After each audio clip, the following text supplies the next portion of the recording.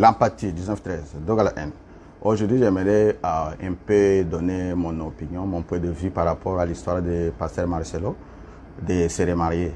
Donc, Pasteur Marcelo s'est marié et on voit tout le monde parle, même ceux qui passent trop de limites, qui l'incitent même à ne pas se rendre compte qu'il s'agit de sa vie. Tu vois, il s'agit de sa vie, malgré que c'est un pasteur, pas n'importe quel pasteur, c'est un pasteur star. Donc, il est quelqu'un, il est vedette, donc il est connu. Pasteur Marcelo, c'est un star.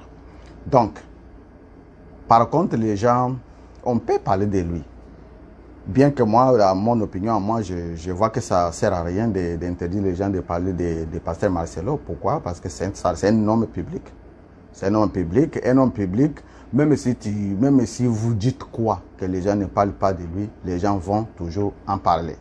Maintenant, avant de parler de certaines choses, on doit d'abord savoir la personne, ce qu'ils font, ce qui contribue dans la communauté et ce qui fait que la personne, il est reconnu aujourd'hui. Pasteur Marcelo, c'est pasteur. Avant qu'on parle de lui, il faut se référer dans la Bible. Qu'est-ce que la Bible nous dit par rapport à son histoire?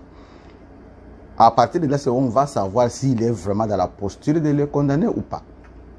À mon opinion, moi j'ai fait les recherches, j'ai retrouvé qu'il n'a pas de problème, il n'a rien péché par rapport à ça. Et d'après tout, c'est sa décision qu'il doit prendre lui-même, bibliquement, même si on va dans d'autres conditions en tant qu'inhumé dans la loi, famille et tout ça, il n'a aucun problème par rapport à ça. Alors, si on regarde bien, c'est lui qui a la possibilité d'avoir sa Bible, peut regarder ce que je suis en train de dire.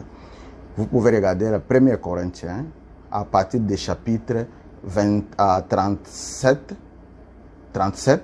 38, 39 et 40. Donc, son problème à lui est plus sur 1 Corinthiens 7, 39 et 40. Vous allez comprendre. La personne, il s'est marié, il était marié, il s'est marié, comme on dit, devant Dieu, et puis il a fait la déclaration, comme on dit, pour les meilleurs, pour les pires, jusqu'à ce que la mort nous sépare. Et il est dans ces points-là. Après le décès, qu'est-ce qu'il devrait faire? C'est ça la question. Maintenant, après le décès, est-ce que la Bible détermine? Non. La Bible ne détermine ni jour, ni mois, ni année. Donc, ce qui veut dire, ça dépend de lui-même de décider s'il veut continuer sa vie. Parce que j'ai vu aussi les gens qui parlent. Moi, j'ai suivi Marcelo beaucoup. J'ai entendu comment il adorait sa femme, il aimait ça. C'est ça la question qui devrait maintenant nous interpeller. Comment la personne qui aimait beaucoup sa femme peut décider dans une année pour se remarier. Peut-être vous pensez qu'une année, c'est petit. Une année, ce n'est pas petit pour un homme qui a resté avec les enfants seuls. Parce qu'il y a certaines choses que les gens disent, mais les choses que vous n'avez jamais vécues dans vos vies. Vous, si vous demandez les hommes qui restent avec leurs enfants, sans la présence de leur maman, qui fait la partage des enfants, vous allez comprendre cette histoire-là. Arrêtons de faire l'hypocrisie, de vouloir comparer les gens. Chaque personne a sa vie. C'est la personne qui connaît sa vie, qui sait ce qui est bien pour lui. Tu vois, on peut parler tout ce qu'on peut parler. Pasteur Marcelo, ce n'est pas un enfant.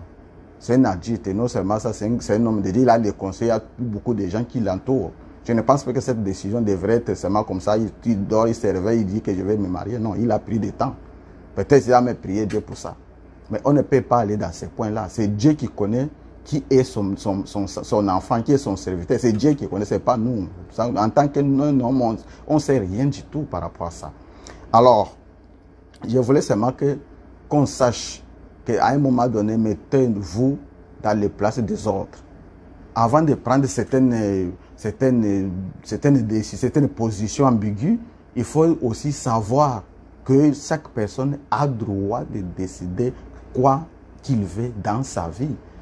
Malgré que Pasteur Marcelo c'est un star, il a sa vie. Il doit prendre la décision de sa vie. Même s'il est star, même si on va parler de lui, on ne peut pas prendre les décisions à sa place. Voilà. Donc c'est très important qu'on se comprenne dans ces points-là. Merci beaucoup. L'empathie 1913. Dougal N. Mettez-vous à la place des autres. Voilà. Merci.